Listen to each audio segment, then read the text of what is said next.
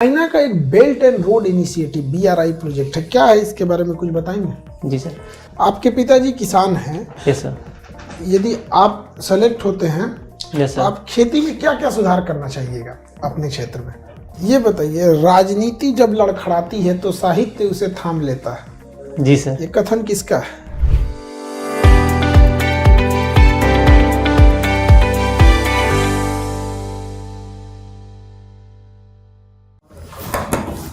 मैं coming sir. आइए। Thank you sir. Ajit Singh Khadda. Yes sir. Have I pronounce it correctly? Khadda? Khadda sir. खड्डा।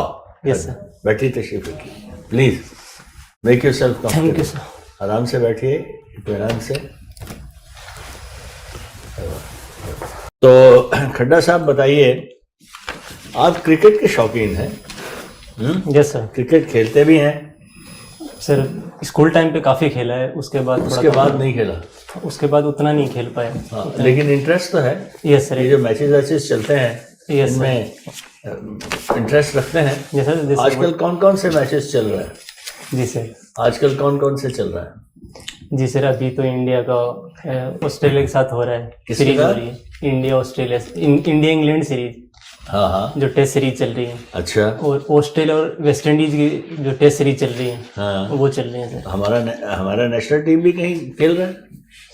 ये sir हमारी जो अभी खेल रहे हैं ना, ये कहाँ? इंग्लैंड के साथ खेल रहे हैं टेस्ट। इंग्लैंड के साथ खेल रहे Yes, हैं? sir. क्या वहाँ रिजल्ट्स हैं, क्या पोजीशन है? जी सर। लास्ट मैच कब हुआ, कैसा रहा? जी सर, जो पहला टेस्ट था वो हम हार गए। क्यों? एक ही आदमी ने हरा दिया आपको? Yes sir. क्या नाम था उसका? ओली पोप था। हाँ, कितने रन बनाए उसने? सर उन्होंने शायद 190। अकेले ने? हाँ सर। पहले 190 के पीछे थे और 190 उसी ने बना के बराबर Yes, कर sir. दिया। पूरा He did extremely well. Yes And who is your best bowler today? आज की डेट में आपकी टीम में, हमारी टीम में सबसे अच्छा बॉलर कौन है? सर मोहम्मद सिराज। सबसे अच्छा बॉलर वो है? Yes, sir. सिराज। यस क्या क्वालिटी है उसकी?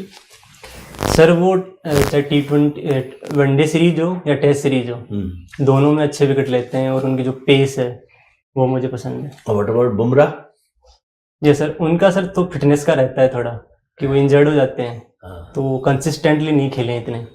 वो भी अच्छे प्लेयर हैं, लेकिन उनका तो ओड एक्शन बुमराह की है। एक खास क्वालिटी है, अगर आप बता सकते हो तो, वरना मैं बता दूंगा आपको। उनका जो ओड एक्शन है एक तो। Bumrah is only player probably in the world, to the best of my knowledge, जी सर। जो वो कहाँ बॉल फेंकना चाहता है यस सर, वो वहां तब फेंक पे। सकता यस सर। है ना?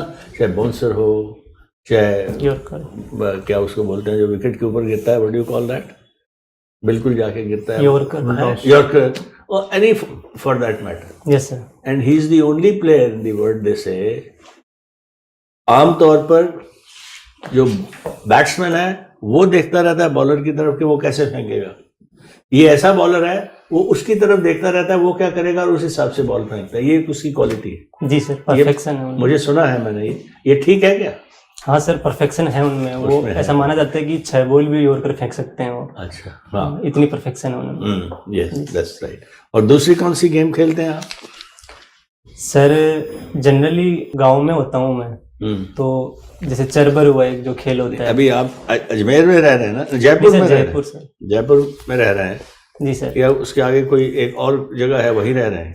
सर जयपुर से 70 किलोमीटर दूर एक गांव है, जो कि जो प्रसिद्ध खाटू श्याम जी मंदिर आपने सुना होगा। क्या कर रहे वहाँ हैं? से 10 किलोमीटर। क्या कर रहे हैं सर आजकल? क्या कर रहे हैं? Sir full time UPSC preparation ही कर रहा हूँ। फुल टाइम प्रिपरेशन ही कर रहे हैं। जो आपकी जो लास्ट एजुकेशन का क्वालिफिकेशन खत्म करी थी आपने? जी सर, 2021 में सर मैंने एमए कंप्लीट करी थी। एमए किया था? Yes sir.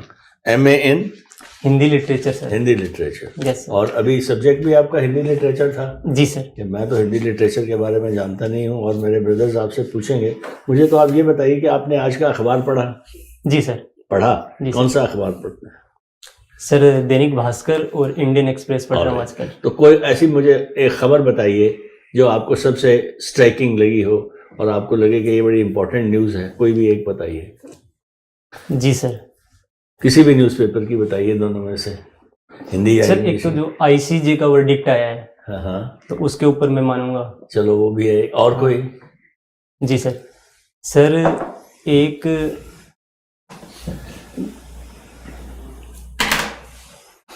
कोई अपने हिंदुस्तान के बारे में, अपने देश के बारे में कोई न्यूज़ आई हो?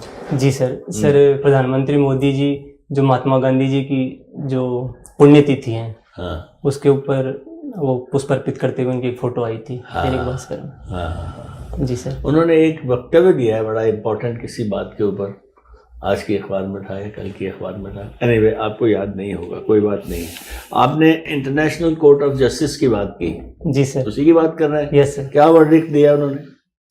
सर उन्होंने अंतरिम जो फैसला दिया है कि जो इजराइल है उसको जो भी वहाँ के गाजा के लोगों के ऊपर हमले हो रहे हैं तो उनको कम करना चाहिए, बंद करना चाहिए। हालांकि उन्होंने युद्ध समाप्ति की बात नहीं कही है और उन्होंने कहा है कि जो सिटीजन्स पे जो क्राइम हो रहे हैं वो रोके जाने चाहिए और जो रसद और जो खाद्य आपूर्ति है कैसे रुकेंगे?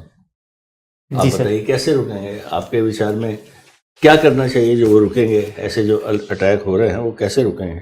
जी सर। सर वैसे आईसीजे के पास अपने जो फैसले हैं उनको लागू करवाने के लिए कोई मैकेनिज्म नहीं है, तो उन्होंने अभी तो ये जो वर्डिक्ट दिया है उन्होंने सिफारिश करी है इजराइल से, तो उसके ऊपर इजराइल को दोबारा अपनी रिपोर्ट सबमिट करनी होगी कि उन्होंने क्या क्या फैसले लिए हैं और वो आगे क्या करें। ये युद्ध बंद भी तो होना चाहिए ना?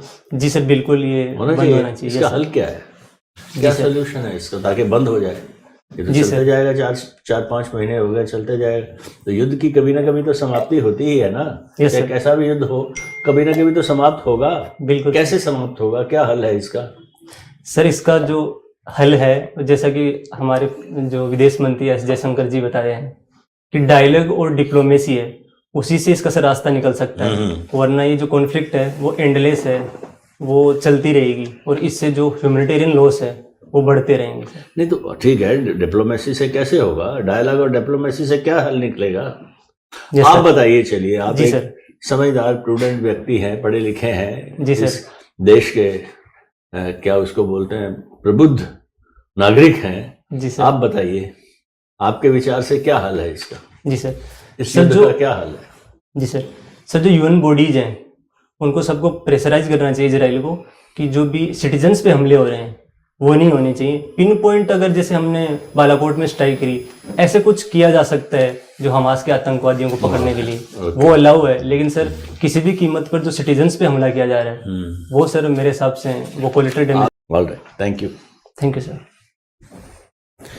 मैं आपका डीए फॉर्म देख रहा था, उसमें you have been a very bright student including क्या नाम है, your rank holder also at the board examination 96% आया, 12th में 9, even at the graduation level in university of Delhi you have a very good 7.5 out of 10 CGPA है। Yes, sir. And all of a sudden you go in for an open university और वहाँ आप बिल्कुल आपके आदत change कर लेते हैं from these you come over to Hindi literature. There's nothing bad about Hindi literature as such. Yes, sir. But what were the guiding factors that made you change, switch over from a very illustrious educational stream to coming over to open university?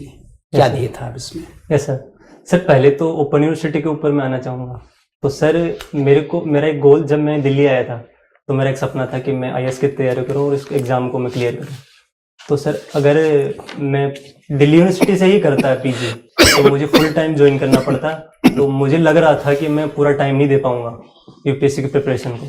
तो अगर मैं इग्नू से देता हूँ तो पढ़ भी लूँगा और मेरी डिग्री भी हो जाएगी और मेरा ज्ञानवर्धन भी होगा, ऐसा इस वजह से। दूसरा सर जो स्ट्रीम चेंज के ऊपर मैं ये कहूँगा कि मैंने दिल्ली यूनिवर्सिटी के किरोड़ीमल कॉलेज में पॉलिटिकल साइंस और इकोनॉमिक्स के साथ हिंदी लिटरेचर सब्जेक्ट को भी लेने की कोशिश करी थी, लेकिन यहाँ सर 3 में से सिर्फ 2 ही सब्जेक्ट मिलते हैं, जबकि जो स्टेट यूनिवर्सिटी है उसमें 3 सब्जेक्ट मिलते हैं। तो फिर सर मुझे लगा कि ऑप्शनल सब्जेक्ट, कंपलसरी सब्जेक्ट के रूप में तो मैं हिंदी पढ़ूंगा ही, तो उसको भी वहाँ कैरी किया सर। और जो पॉलिटिकल साइंस और इकोनॉमिक्स हैं मेरे जीएस में भी काम आने वाले थे, तो इस वजह से उनको भी मैंने बेनिफिशियल माना। और 12th तक जो मैंने हिंदी पढ़ी थी और ग्रेजुएशन में भी मैंने हिंदी पढ़ी और मेरा सर रुचि भी थी उसमें, तो मैंने उसको आगे ऑप्शनल के रूप में भी कैरी किया। तथा अपने जो सीनियर्स थे उनसे बात करी तो उन्होंने भी बताया कि हिंदी का जो सिलेबस है वो थोड़ा छोटा है, उसको आप बार बार रिवाइज कर सकते हैं, उस पर कमांड अच्छे से पा सकते हैं, वो अंकदायी सब्जेक्ट भी है। तो इसलिए सर मैंने हिंदी लिटरेचर को ऑप्ट किया। और इसमें क्या आप रैंक होल्डर भी थे हिंदी लिटरेचर में? 71.18% है। कैसी रैंकिंग थी आपकी? सर ऐसे कोई रैंकिंग तो मैंने देखी नहीं, क्योंकि कोई बात नहीं है। Yes sir. अच्छा, दूसरा ये बताइए कि आपने अपने इंटरेस्ट में लिखा है राजस्थानी फोक सॉन्ग्स और Yes. Camel riding. Now camel riding is very very interesting, Yes, sir. You know. और राजस्थान अपने टूरिज्म के लिए जाना जाता है, yes and tourism, the sector of tourism can give you massive employment, yes sir. and that is what the government is also proposing. Yes, sir. Now, what are the good points about tourism in Rajasthan which can be exported to the other states of the country? And how do you think that we can have more and more number of people visiting India, more and more foreign tourists, which brings not only employment but a lot of revenues to the government? Yes sir. क्या आपके सुझाव हैं इसके बारे में? Yes sir, पहले sir मैं strength के बारे में बात करूंगा। सर जो हमारे यहाँ किले, हवेलियाँ और जो महल हैं, उनका हमने अच्छे से यूटिलाइज किया है, जैसे जयपुर हो, जोधपुर हो, उदयपुर हो। दूसरा सर जो रिलीजियस टूरिज्म के फैक्टर के रूप में, जैसे खाटू श्याम जी जो मंदिर है, और साथ में अजमेर में जो ख्वाजा मोइनुद्दीन चिश्ती की दरगाह है, वहाँ पे बड़ी मात्रा में लोग टूरिस्ट वहाँ देखने के लिए आते हैं। बाहर से टूरिस्ट भी आते हैं और डोमेस्टिक टूरिस्ट भी आते हैं। और सर राजस्थान का यूपी और तमिलनाडु के बाद में जो टूरिज्म के सेक्टर में 3rd पोजीशन है। तो सॉरी सर, आप अगला क्वेश्चन रिपीट कर सकते नहीं, आप कौन सी चीज़ों को रेप्लिकेट करना चाहते हैं दूसरे स्टेट्स में, जिससे कि नंबर ऑफ टूरिस्ट जो भी फॉरेन टूरिस्ट है वो एक ट्रायंगल पर आता है। आपका जयपुर राजस्थान भी आता है, दिल्ली Yes, भी sir. आता है, आगरा भी आता है। हैं? कोई ना कोई आपका एक सॉफ्ट, जिसको कहते हैं सॉफ्ट पावर कहते हैं राजस्थान का, जो कि टूरिस्ट को बहुत अधिक संख्या में Yes, sir. अट्रैक्ट करता है, जो शायद अन्य स्टेट नहीं कर पाता। आप किन आपके कौन से स्ट्रेंथ हैं जो कि आप अन्य जगह देना चाहेंगे, जिससे कि टूरिज्म फुटफॉल और उनके लिए क्या कहते हैं कि यादगार की तरह से आए, कि वो आएंगे लगे क्या जैसे वो अच्छी जगह आकर चले जा रहे हैं। Even there very small countries in the world which attracts much larger number of tourist than what our such a big country like ours, we are not able to attract that many tourists. Yes, sir. So what are the good points about Rajasthan that can be incorporated in the other states Yes, sir. on the tourist front? जी sir. Sir सबसे पहले front में मैं राजस्थान की मेहमान नवाजी की बात करना चाहूँगा। हमारे पधारो हमारे देश का जो कॉन्सेप्ट है, जो मेहमान है बाहरी या जो घरेलू मेहमान है जो आते हैं, उनको सर भगवान के रूप में माना जाता है और उनकी सेवा की जाती है। तो सबसे पहले तो सर जो आप टूरिस्ट प्लेसेस हैं वो तो घुमाएंगे, लेकिन उनको अगर उनके साथ व्यवहार करेंगे तो वो दोबारा भी आएंगे, और जो छवि है उस राज्य की वो भी बनती है। दूसरा सर मैं ये कहना चाहूँगा कि जो एक टूरिस्ट सर्किट के रूप में हम उभार पाए हैं, जैसे हमारे यहाँ 10 टूरिस्ट सर्किट के रूप में काम कर रहे हैं, तो सर वो भी दूसरा है। तीसरा सर टूरिज्म के साथ साथ हमने अपनी जो लोक और जो कल्चर है हमारी और जो गाने हैं उनको उससे जोड़ दिया है। जैसे आप जयपुर जाएंगे तो वहाँ पे एक चोखी ढाणी का कंसेप्ट है, वहाँ पे आपको मिनी राजस्थान देखने को मिलेगा, जहाँ पे वहाँ के खाना, पोशाक, वहाँ के म्यूजिक, ये सब आपको इकट्ठा मिलेंगे। तो ऐसे सर डेमोन्स्ट्रेशन किया जा सकता है। फिर सर एक और जो मैं देख पा रहा हूँ कि हाँ सर, जो जैसे हमारे जो टूरिस्ट ट्रायंगल बना है दिल्ली, आगरा और जयपुर का, तो वो भी जो कनेक्टिविटी बनी है सर, तो वो भी एक अहम हिस्सा इसमें अदा करती है sir. Thank you. Ajit Singh, yes sir. आप राजस्थान से हैं। जी सर। राजस्थान की एक राजनीतिक ऐसी परिदृश्य होती है कि कोई भी सरकार द्वारा अपना दोबारा टर्म नहीं आ पाती है। Yes, कई sir. सालों से ये परंपरा चलती आ रही है। जी सर। क्या कारण है इसके पीछे? Yes sir. सर पिछले 20-25 साल से हम इसको ट्रेंड को देख पा रहे हैं। उसका सर जो कुछ रीजन में देख पा रहा हूँ, पहला तो सर हमारे यहाँ जो एंटी इनकम्पेंसी फैक्टर है वो जैसे हर स्टेट में होता है वो ही हमारे यहाँ भी है, लेकिन उसको जो मजबूत इसलिए बन जाता है, हमारे यहाँ कोई थर्ड फ्रंट नहीं है। तो हमारे यहाँ जो दोनों पार्टीज हैं वो लगभग 40% वोट हैं वो लेती है। अगर कोई भी कास्ट समीकरण चेंज हो जाए या फिर कोई इनकम्बेंसी फैक्टर ज़्यादा हो जाए, जो कि नेचुरल भी है, तो वो थोड़ा सा बनते ही सर जो पार्टीज को सीट्स हैं उनमें फ़र्क डालता है। फिर सर हमारे यहाँ जो चीफ मिनिस्टर हैं उसके साथ साथ जो विधायक हैं उनके ऊपर भी वोट डाले जाते हैं। जैसे हमारे यहाँ 2003 से लेकर 2018 तक जो सिर्फ 36% जो विधायक हैं जो पुनः चुनाव लड़े थे वही जीत कर आए हैं। पिछली सरकार में लगभग 17 मंत्री हैं वो हार गए थे सर। तो ये रीजन में देख पा रहा हूँ। कई बार ऐसा होता है कि फोक सॉन्ग जो होते हैं वो उसी स्टेज तक वो सीमित हो जाते हैं। जी सर। इसे नेशनल लेवल तक ले जाने के लिए आप क्या क्या उपाय सुझाइएगा? जी सर।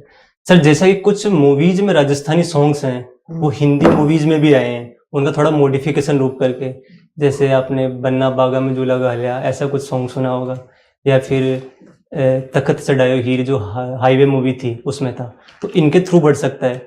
दूसरा सर जो यूट्यूब है उसमें सर अगर मॉडर्न जो म्यूजिक है उसके साथ उसका फ्यूजन कर दें, तो जिस हिसाब से पंजाबी और जो भोजपुरी सॉन्ग जैसे जिस गति से बढ़ रहे हैं, जो हरियाणवी का हम एग्जांपल ले सकते हैं, तो उससे हो सकता है। फिर सर थोड़ा सा अगर फोक म्यूजिक में हम जो हिंदी लैंग्वेज है उसका थोड़ा टच रखें, क्योंकि अगर प्योर मारवाड़ी हम बोलेंगे तो सर वो समझ नहीं आएगी किसी के, तो इस वजह से ये ऐसे भी बढ़ सकता है सर।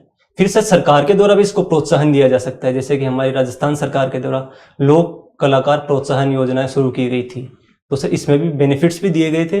और सर इसको टूरिज्म जैसे सेक्टर के साथ भी जोड़ा जा सकता है, तो जैसे कालबेलिया डांस को जोड़ दिया गया, जैसे जैसलमेर में आप जाएंगे तो वहाँ पे जो हवेलियाँ वगैरह है उनके साथ साथ आपको ऐसे लोग भी मिलेंगे जो वहाँ पे डांस कर रहे होते हैं, तो उससे भी सर एक इमेज जाती है जरूर। फिर सर एक कबीर यात्रा का कंसेप्ट है हमारे यहाँ रूपायन संस्था और राजस्थान जो पुलिस है वो मिलके ऐसे काम करती हैं। फिर सर एक जो कोठारी जी हैं, उन्होंने जो फोक सॉन्ग्स हैं उनको कूटबद्ध करने का भी बीड़ा उठाया था। जनरली फोक सॉन्ग्स के साथ दिक्कत सर ये होती है कि वो लिखित नहीं होते हैं, वो मौखिक होते हैं, तो अगर उनको कूटबद्ध कर दिया जाए तो वो जीवित रहेंगे और लोगों की रीच तक भी पहुंच पाएंगे वो सर। ये सर मैं देख पा रहा हूँ। आपके पिताजी किसान हैं। Yes sir. यदि आप सेलेक्ट होते हैं यस सर। आप खेती में क्या क्या सुधार करना चाहिएगा अपने क्षेत्र में? Yes sir. सर एक तो जो हमारे यहाँ पहले से ही जो फव्वारा सिंचाई है वो चल रही है, तो एक तो सर वो है ही, लेकिन उसके साथ साथ हमारे यहाँ हॉर्टिकल्चर जो हॉर्टिकल्चर ही सर मैं बताना चाहूँगा, जैसे हमारे मारवाड़ में अनार और खजूर के खेत जो पेड़ हैं वो लगाए जा रहे हैं, उनसे बहुत उत्पादन भी किया जा रहा है। तो जो वाटर इंटेंसिव क्रॉप्स हैं जैसे गेहूं और जो धान है, सर धान तो नहीं उगता हमारे यहाँ, लेकिन जो होता है वो हम उगाते हैं, वो थोड़े वाटर इंटेंसिव होते हैं, तो वो सर हम बाहर से भी खरीद सकते हैं। लेकिन ऐसी जो फ्लोरिकल्चर या हॉर्टिकल्चर जैसी चीजें हैं वो कर पाएं, जो ड्रिप इरिगेशन सिंचाई है वो ज़्यादा एफिशिएंट रहेगी। फिर सर प्रिसीजन फार्मिंग के लिए भी हम जैसे कि जो ऑर्गेनिक फार्मिंग है या फिर जो न्यूट्रिएंट है सब्सिडी के द्वारा जो सरकार देती है उसको सर सोइल हेल्थ कार्ड के माध्यम से जांच कर फिर डाल सकते हैं, कि सिर्फ यूरिया डालने के बजाय सर डीएपी, एमओपी और जो यूरिया है तीनों का मिक्सअप मैं अपनाऊंगा। फिर सर हमारे यहाँ जो 2-3 जैसे फैमिली होती है, एक्सटेंडेड फैमिली, तो होल्डिंग है सर, लैंड होल्डिंग वो थोड़ी सी कम है, तो सब मिलकर अगर उसको उपजाते हैं तो उसमें मैकेनाइजेशन भी बढ़ सकता है और उससे उत्पादकता भी बढ़ सकती है सर। और उसके साथ साथ जो प्रच्छन्न बेरोजगारी है खेती के अंदर वो भी कम हो सकता है, कि वो मैन्युफैक्चर सेक्टर है उधर भी जा सकते हैं। जैसा कि हमारे प्रधानमंत्री जी ने जो फार्मर्स की इनकम है उसको डबलिंग करने का वो किया था। किसानों की एक बड़ी समस्या है, खास करके जो सब्जी वगैरह उगाते हैं, यस सर, उनके पास रखने की कोई व्यवस्था नहीं है। जैसे Yes, एक छोटा कोल्ड स्टोर रहता, वो जब बाजार में जाते हैं मंडी में बेचने, Yes, sir. तो अगर वो शाम हो गया यस सर, तो वो सोचते हैं कि वापस ले जाएंगे, तो उनके पास रखने की कोई व्यवस्था नहीं है। और कुछ लोग टुकटुकी लगाए रहते हैं कि शाम होगा तो इसी से लेके जाएंगे। जी सर, तो एक तो खेती में मार्जिन कम है, बिल्कुल उसके सर। बाद उनका फसल अगर शाम हो रहा है तो उसको बेच के जाना मजबूरी है, तो Yes, sir. मजबूरी का उठाया जाए। बिल्कुल सर। तो आप क्या कोल्ड स्टोर क्या एक एरिया में लगाना आप इसके लिए सोचते हैं या नहीं? जी सर, सर कोल्ड स्टोरेज भी लगाए जा सकते हैं, लेकिन उसके लिए सर जो सेल्फ हेल्प ग्रुप्स हैं उनका यूज लिया जा सकता है। फिर सरकार जो सब्सिडीज देती हैं तो सरकार का भी इसमें योगदान लिया जा सकता भारत है। में जितने आज तक कोल्ड स्टोर बनाए गए हैं, यस सर, डोमेस्टिक या फिर स्मॉल लेवल पे बनाए ही नहीं गया है। यस सर, ये जो भी बनाए गए हैं वो बड़े अनाज, बड़े फल, जैसे सेब को रखने के लिए, अनार को ये जो छोटे किसान है, एकदम छोटे तबके के जो मंडियों में बेचते हैं, उनके लिए तो कभी कोई इंफ्रास्ट्रक्चर ही नहीं बनाया गया। यस तो सर, उसके लिए आप क्या कीजिएगा? जैसे इसके लिए सर कुछ तो देसी नुस्खे हम अपना सकते हैं, जैसे जो नीम के पत्ते होते हैं ऐसे कुछ अपना सकते हैं। फिर कुछ ऐसी बिल्डिंग्स बना सकते हैं जो एक गांव में हो और वहाँ पूरा धान इकट्ठा किया जा सकता है, फिर उसके द्वारा जो कनेक्टिविटी जोड़ के फिर मंडी के पास पहुंच जाए। फिर सर कोल्ड स्टोरेजेज और जो गोदाम है वो भी सर इसमें बनाए जा सकते हैं, लेकिन उसमें सर सरकार ही ज़्यादा हेल्पफुल रहेगी, क्योंकि एक बड़े पैमाने पे वो नहीं किया जा सकता। फिर इससे सर अगर ये बनाएंगे तो किसानों के पास इनकम भी बचेगी, जो बिचौली अब तक ले लेते थे तो उनको इंसेंटिव मिलेगा। एक अगर बार मॉडल ये स्थापित हो जाता है तो और लोग भी इसको फॉलो करेंगे सर। तो ये सर मैं देखता हूँ। राजस्थान का एक पुष्कर मेला है, वो किस मंथ में लगता है? सॉरी सर, मैं मंथ तो याद ही नहीं कर पा रहा। पुष्कर मेला क्यों प्रसिद्ध है? पूरे विश्व में प्रसिद्ध है ये। Yes sir. पुष्कर क्यों प्रसिद्ध है?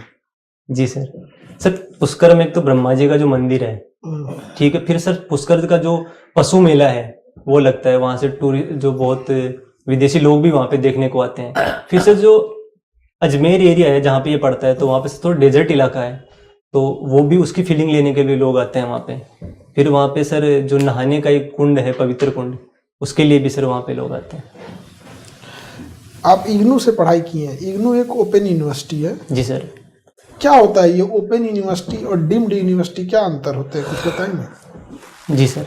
Sir deemed to be university दरअसल ऐसे जो बड़े कॉलेजेस होते हैं जो कि उनको वो अपने आप में तो यूनिवर्सिटी नहीं है, लेकिन वो इतनी जो आवासीय सुविधाएं या फिर जो इतने बच्चे हैं उनको वो पढ़ा रहे होते हैं कि उनको डीम्ड टू बी यूनिवर्सिटी का दर्जा दे देते हैं। इससे सर फायदा ये होता है कि जो ऐसी कॉलेजेस उनको करिकुलम अपना सेट करने में और जो एग्जाम्स कराने में उसमें सुविधाएं रहती है, वो अपने अनुसार कर सकती हैं उसको, और जो अपना विस्तार है सर वो यूनिवर्सिटी का वो कर सकती हैं। ओपन यूनिवर्सिटी का सर कंसेप्ट ये है कि आपको जैसे रेगुलर यूनिवर्सिटी होता है उसमें 7 दिन नहीं जाना पड़ता है, सैटरडे संडे या एक फिक्स टाइम होता है हफ्ते में, और एग्जाम्स हैं वो मंथ ईयर के एंड में ली जाती हैं। उसमें रेगुलर जो चेकअप्स जो लेक्चर्स हैं वो नहीं कंडक्ट कराए जाते। इंडिया का पहला ओपन यूनिवर्सिटी कौन सा था? सॉरी सर, मैं याद नहीं कर। अच्छा, कोई बात नहीं। चाइना का एक belt and road initiative BRI project है, क्या है इसके बारे में कुछ बताएंगे? जी सर। सर दरअसल जो प्राचीन काल में चाइना का जो रेशम मार्ग था जिसके द्वारा चाइना है वो अफ्रीका और यूरोप से व्यापार करता था, उसी कंसेप्ट को पुनर्रिवाइव करने के लिए उन्होंने मल्टी मॉडल जो कनेक्टिविटी का मॉडल दिया है, जहाँ पे रेल, रोड और जो पोर्ट्स हैं उनकी कनेक्टिविटी इन्होंने सुनिश्चित की है। तो इसके द्वारा इन्होंने जो चाइना के जो सिटीज हैं उनको दक्षिण अफ्रीका महाद्वीप और जो यूरोप है वहाँ तक इन्होंने जोड़ दिया गया है। इसका ही एक सुविस्तार सीपेक जो हम पाकिस्तान में देख पा रहे हैं वो है सर उसका। ये तो अच्छी चीज है अगर जोड़ा जा रहा है, तो ये इसके लिए चाइना से इतना कंसर्न क्यों? इटली हट गया BRI प्रोजेक्ट से, इसमें चाइना की कुछ चाल भी छुपी है क्या BRI प्रोजेक्ट से? जी सर इसके जो 2-3 नेगेटिव मैं ये देख पा रहा हूँ कि पहले तो सर ये जो इंफ्रास्ट्रक्चर वहाँ पे लगाता है या जो पोर्ट्स डेवलप करता है वो सर ये लोन के रूप में करता है, अपनी डेप्ट जो डिप्लोमेसी है उसके द्वारा, फिर धीरे धीरे उसको हड़प लेता है जैसे कि श्रीलंका में हुआ। दूसरा सर इसके द्वारा जो किसी भी कंट्री की सोवरेंटी है उसको सर वो किया जा रहा है, कमतर किया जा रहा है। जैसे हमारा जो POK है उसके ऊपर से इसको गुजरा गया है, तो इससे हमारी सोवरेंटी भी हर्ट होती है। तो ये सर मैं देख पा रहा हूँ 2-3 रीजन। ये बताइए, राजनीति जब लड़खड़ाती है तो साहित्य उसे थाम लेता है। जी सर। ये कथन किसका है? सर ये दुष्यंत कुमार जी का है जहां तक मैं याद। रामधारी सिंह दिनकर। सॉरी हाँ सर, रामधारी सिंह दिनकर जी का ही है। रामधारी सिंह दिनकर की सबसे आप पढ़े रामधारी सिंह दिनकर को? हिंदी साहित्य में पढ़ा होगा आपने। Yes sir. तो उनकी आपको पसंदीदा कुछ बताएंगे, उनकी कृतियां जो आपको पसंद है रामधारी सिंह दिनकर जी की? जैसे हमारे यहाँ एक काव्य लगता है कुरुक्षेत्र, तो वो कुरुक्षेत्र में उन्होंने अपनी जो युद्ध दर्शन है और जो अपना मानववाद है वो प्रदर्शित किया है।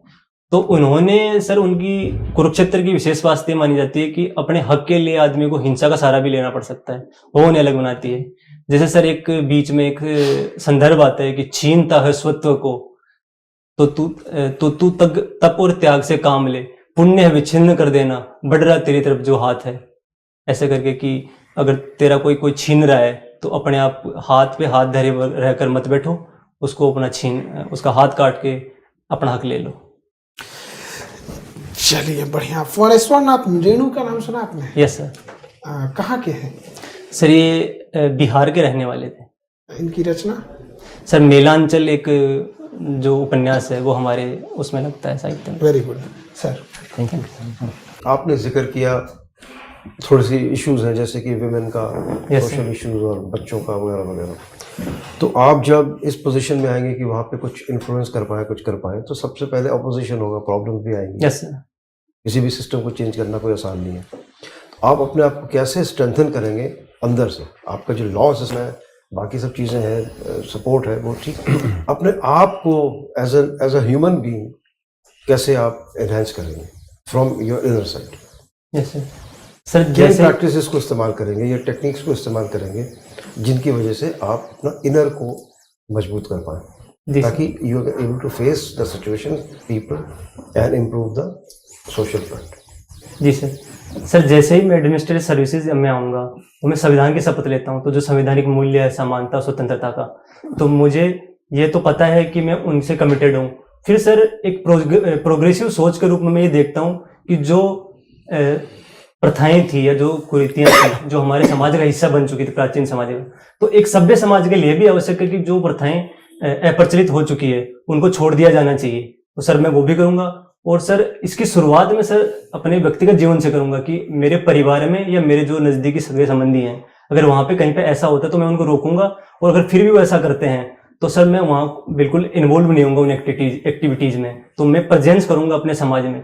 मेरे समाज के सर जो भी लोग हैं, बड़े बूढ़े हैं, तो उनसे बात करूंगा। और जैसे कि हमारे यहाँ बहुत सारी प्रथाएं, जैसे दहेज प्रथा है या जो मौसर है, मृत्यु भोज है, तो उनको सर बंद भी कर दिया गया है। तो मुझे लगता है सर जैसे जैसे शिक्षा का प्रसार हो रहा है तो लोग मानेंगे भी, और एज ए इन्फ्लुएंसर पर्सन के रूप में भी सर मैं एडमिनिस्ट्रेटिव ऑफिसर बन जाता हूँ, तो वो मेरी जो बोलने की जो ऑथेंटिसिटी है वो भी आएगी। और मुझे लगता है कि सर मैं उनको परसुएड कर पाऊंगा, मैं उनको बता पाऊंगा कि जो एक महिला का बाल विवाह कर देने से ना सिर्फ जो महिला है बल्कि उसका जो बच्चा है उस पर भी खराब प्रभाव पड़ता है, वो मेल न्यूट्रिशन का शिकार होता है।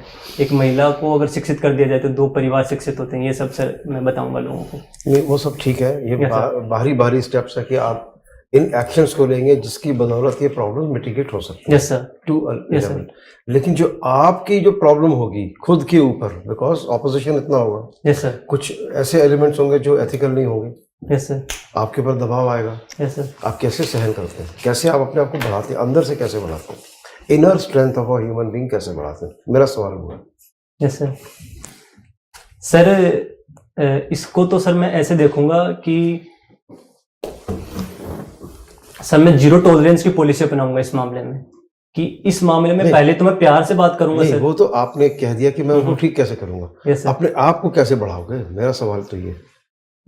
सर जो भी संवैधानिक मूल्य है मेरे, या जो भी मेरे वैल्यूज हैं सर, उन पे मैं अड़ी रहूंगा। हाँ ठीक है, तो वैल्यूज कैसे बढ़ेंगे, अब यही तो इशू है, वैल्यूज कैसे बढ़ेंगी, आपके बिलीव्स कैसे चेंज होंगे, यस सर, आपकी सोच कैसे चेंज होगी। Yes sir. सर एक पढ़े लिखे व्यक्ति के रूप में, एक प्रोग्रेसिव मैन के रूप में मैं जानता हूं सर कि जो जो समस्या इनके कारण पैदा हो रही है तो वो मेरे दिमाग पे असर करती है, कि अगर ये समस्याएं चलती रहेंगी ना तो हम सभ्य समाज के रूप में आगे बढ़ पाएंगे, ना ही देश के रूप में आगे बढ़ पाएंगे। तो मैं एज ए पर्सन के रूप में सर उसमें कुछ योगदान दे पाता हूँ, तो मैं अपने आप को इतना मजबूत बनाऊंगा कि उनसे प्रभावित नहीं हूँ। और जब ऐसा अपोजिशन आता है मेरे खिलाफ तो सर मुझे लगता है कि ये अपोजिशन शॉर्ट टर्म के लिए हो सकता है, लेकिन लॉन्ग टर्म में जैसे लोगों को फायदा दिखेगा तो वो बिल्कुल इसमें इन्वॉल्व होंगे sir. I agree with you. क्या आप स्पिरिचुअलिटी को एम्ब्रेस करना चाहेंगे? Yes sir. What is the difference between religion and spirituality? पहले Yes, तो ये sir. समझे, रिलीजन की बात नहीं कर रहा, स्पिरिचुअलिटी आध्यात्म की बात कर रहा हूँ। क्या आप आध्यात्म की तरफ से उस स्ट्रेंथ को लेके अपने आप को स्ट्रेंथन करेंगे? यस सर, ये भी एक पक्ष हो सकता है। उसी की तो बात कर रहा हूँ मैं, वो कैसे करेंगे, चलिए और give it a thought. And what is the difference between religion and spirituality? Yes sir. Sir मुझे लगता आर है द सेम सिनोनिमस चीजें हैं कि अलग अलग चीजें हैं? जी कि सर, थोड़ा सा ओवरलैप भी है? जी सर। सर मुझे लगता है कि रिलीजन और स्पिरिचुअलिटी है सर, वो पृथक पृथक भी चल सकती हैं। रिलीजन में सर जो मान्यताएं होती हैं वो सर स्पिरिचुअलिटी में भी हो सकती है, लेकिन सर स्पिरिचुअलिटी कुछ प्रथाओं को मानने की बजाय वो सर जो कुछ उच्चतर सत्य हैं उनकी बात करती है, जैसे जो आत्मा या फिर जो मनुष्य के जो कन्फ्लिक्ट्स हैं अंदर के सर, उन पे ज़्यादा ध्यान आकर्षित करती है। जबकि धर्म का विषय सर ऐसा पैदा हुआ कि जब मनुष्य अपनी शक्ति से बाहर कुछ चीज़ों को देख पाता है जिनका एक्सप्लेनेशन उसके पास नहीं होता है, वो चीजें उससे अलग आ related। जाएंगी। Okay, so just study, find out from the net difference between religion, spirituality.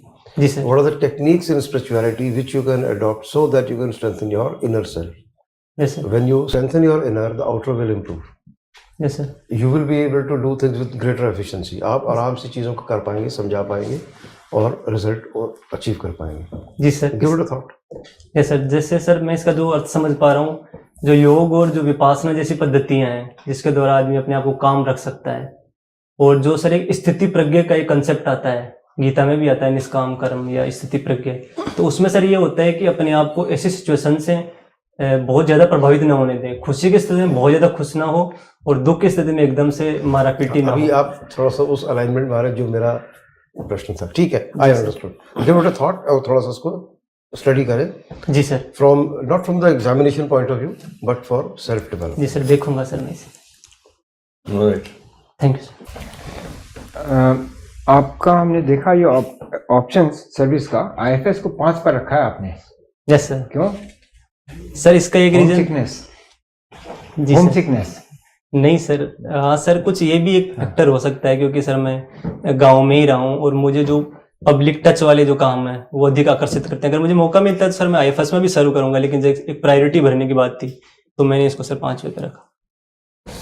Cast सर्वे की जो बात हो रही है, जी सर। एक स्टेट में हो गया और एक जो कर रहे हैं, ये इसका क्या, इसके पीछे क्या उद्देश्य है? जी सर।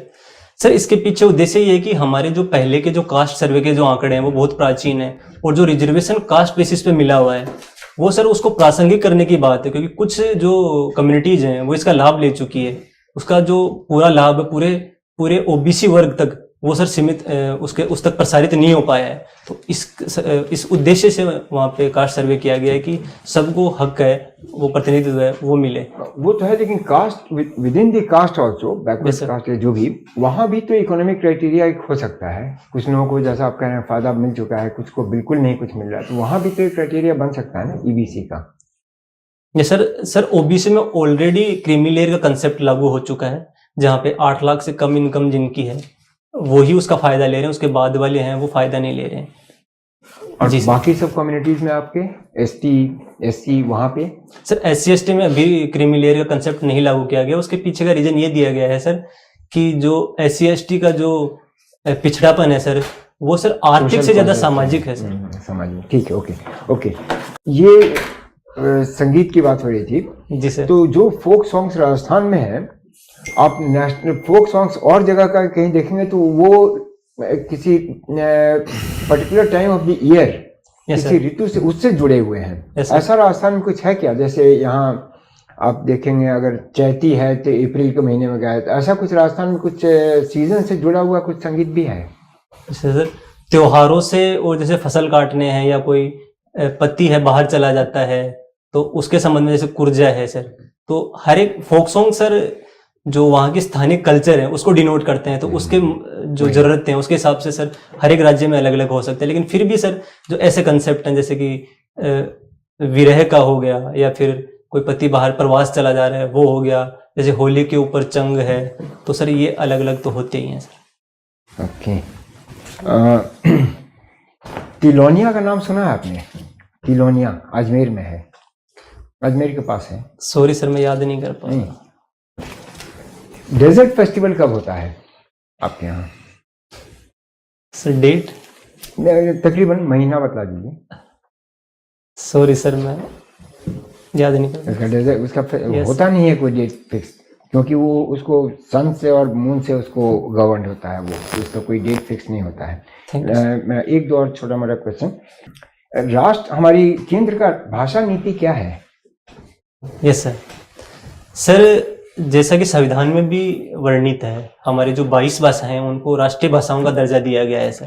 तो हिंदी भी सर एक राष्ट्रीय भाषा है और एक संपर्क भाषा के रूप में भी काम करती है, जहाँ पे जो पूरे देश के लोग हैं वो एक भाषा में कम्युनिकेट कर सकते हैं। और जो हिंदी की जो बोलने वालों की तादाद है सर वो 40% के पार है, तो ये भी इसे एडवांटेज देते हैं इसके लिए।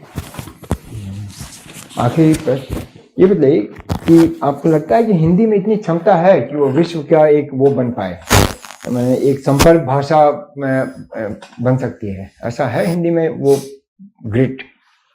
ये सर बिल्कुल हो सकता है सर, जब इसमें वैज्ञानिक शोध और जो पढ़ाई लिखाई के अधिक अवसर मिलेंगे, या जो इसकी जो भारत की जो इकोनॉमी है जैसे जैसे उसमें सर, जैसे कंजप्शन इकोनॉमी हमारी, उसके कारण हमारे इन्वेस्टमेंट हो रहा है, तो इस वजह से भी जो बाहर के देश के लोग हैं वो हिंदी को सीख रहे हैं। तो अगर उसके साथ जुड़ जाएगी, व्यापार की भाषा बन जाएगी सर, तो बिल्कुल इसका प्रसार होगा।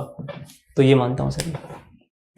नहीं, लेकिन वो उसको करने के लिए तो बहुत सारी चीजें नहीं होंगी। Yes sir. तो आप जैसे अभी कर रहे हैं कंजम्पशन, हमारा कंज्यूमरिस्ट सोसाइटी आप कर रहे हैं, इंडिया है सर, एक जो हमारी इतनी 140 करोड़ की आबादी है उसके कारण एक कंजम्पशन मार्केट बनता है। कंजम्पशन मार्केट की वजह से। Okay, yes thank you. Thank you sir. खड़ा साहब आपका इंटरव्यू तो समाप्त हो गया। Yes, sir. बाकी पर्सनालिटी वगैरह सब चीज ठीक है। कब है इंटरव्यू आपका? 7 फरवरी को सर। हाँ तो बहुत नॉर्मल है। बस एक चीज है कि कुछ चीजों में तुक्का मत मारने की कोशिश की। Yes sir. जैसे आपने फर्स्ट यूनिवर्सिटी नहीं बताई, कोई दिक्कत नहीं। Yes sir. First open university नहीं बता पाए, कोई दिक्कत नहीं। साउथ की थी ना, कौन सी थी? हैदराबाद। हाँ, हैदराबाद की। सब देखूंगा मैं। ठीक है।